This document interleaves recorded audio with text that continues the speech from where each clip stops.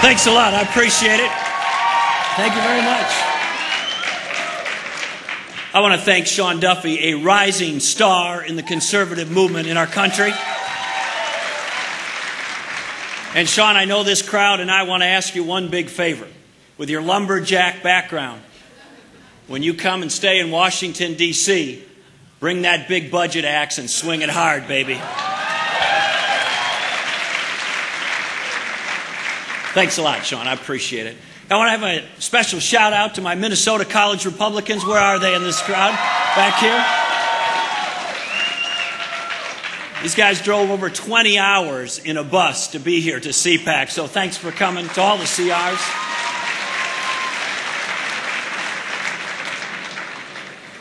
Are you fired up and ready to take this country back? Well, that's great. We really need you. You know why? President Obama has succeeded in doing the impossible. He's proven that somebody can deserve a Nobel Prize less than Al Gore.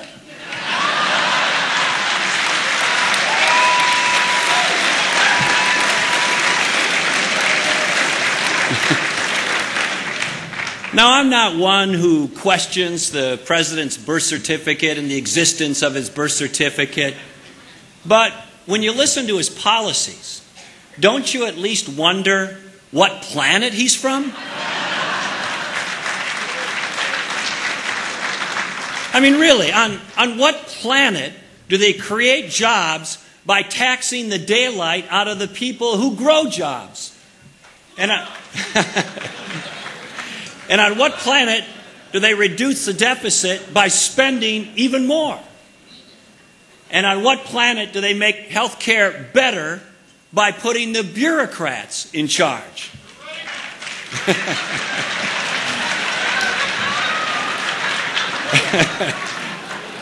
Hopefully the microphones didn't pick that one up.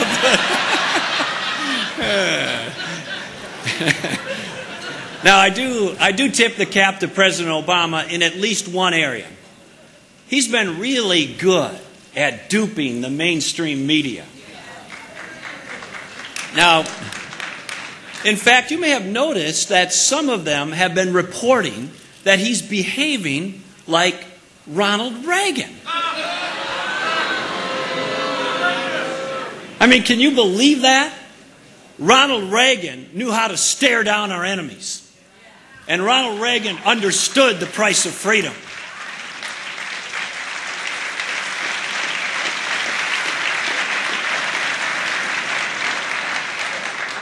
And Ronald Reagan also understood that putting our people back to work means the U.S. has to be open for business, not open to more taxation, more regulation, and more big government strangulation.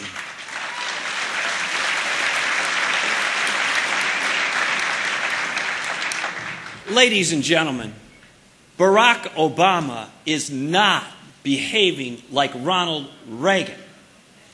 He's behaving like Jimmy Carter.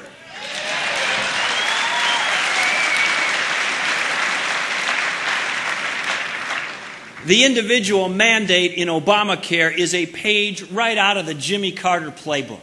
I mean, the left simply doesn't understand. The individual mandate reflects completely backwards thinking. They, the bureaucrats, don't tell us what to do. We, the people, tell the government what to do.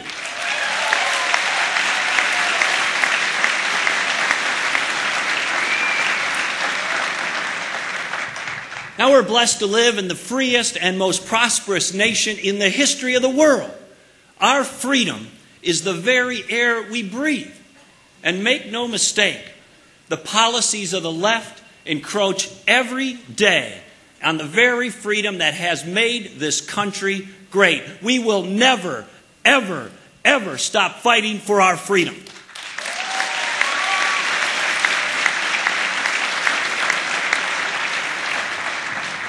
If we bend, if we compromise on this bedrock issue, we are in danger of losing our edge. But for some, there's already a real concern that we're losing our edge. Did you know there was a recent survey of Americans which they asked the question, which country do you think will be the dominant country in just 20 years? Guess what the answer was? That's right, China. You know what I say to that? No way, no how.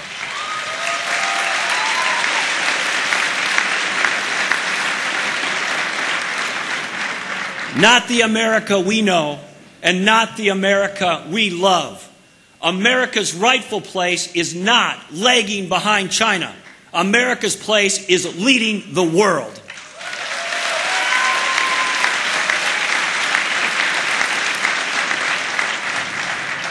My friends, we need to restore American confidence. We need to restore American optimism, and we need to restore America's hope for the future. We need to restore the American dream by restoring American common sense.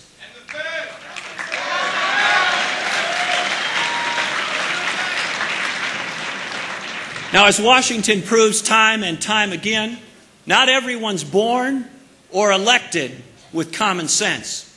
We need leaders who remember where they came from and what made this nation the greatest country the world has ever known.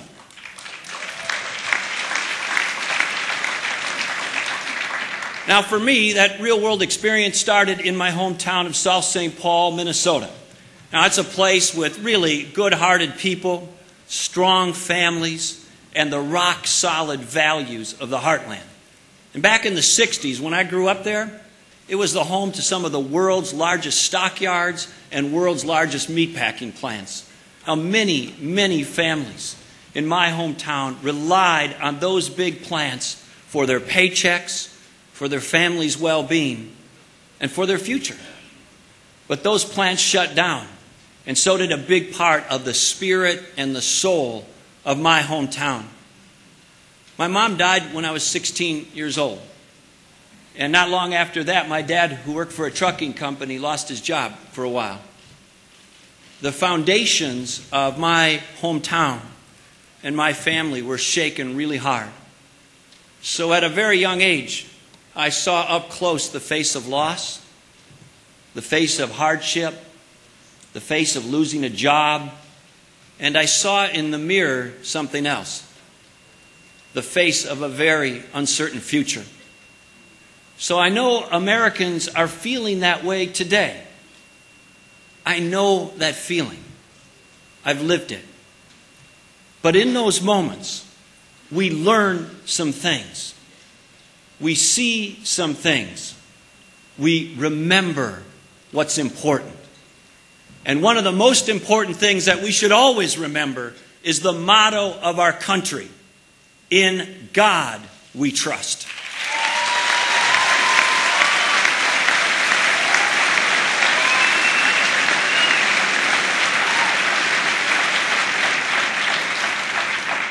And we should stand on that foundation as our founders intended. A few weeks into the Constitutional Convention in 1787, Benjamin Franklin addressed George Washington and the other convention members, speaking to the bedrock importance of seeking God's guidance as they pursued the sacred task of creating our nation. He said this, and I quote, "I've lived a long time, and the longer I live, the more convincing proofs I see of this truth, that God governs in the affairs of men." And he went on to say, "And if a sparrow cannot fall to the ground without his notice, is it probable that an empire can rise without his aid?" Ladies and gentlemen, we as a nation need to turn towards God, not away from God.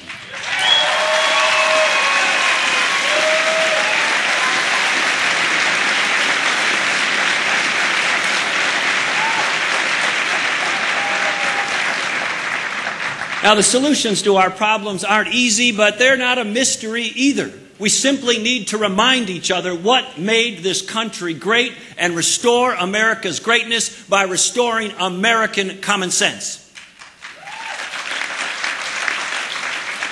We need more common sense and less Obama nonsense.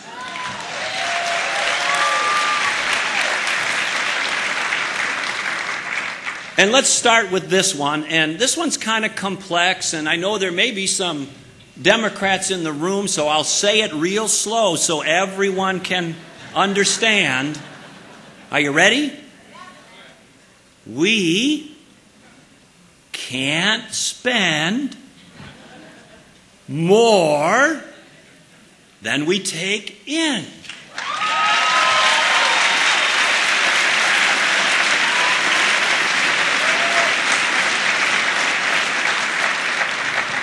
You can't do it as an individual, you can't do it as a family, you can't do it as a business, and we can't let our government do it anymore.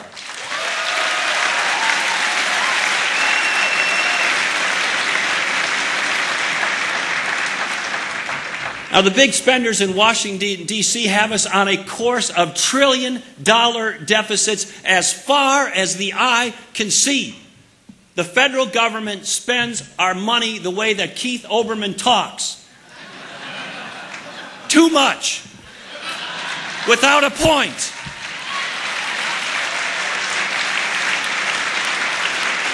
And he leaves the whole country confused. Now, it's not a matter of right versus left on this issue. It's a matter of 6th grade mathematics. It isn't going to work.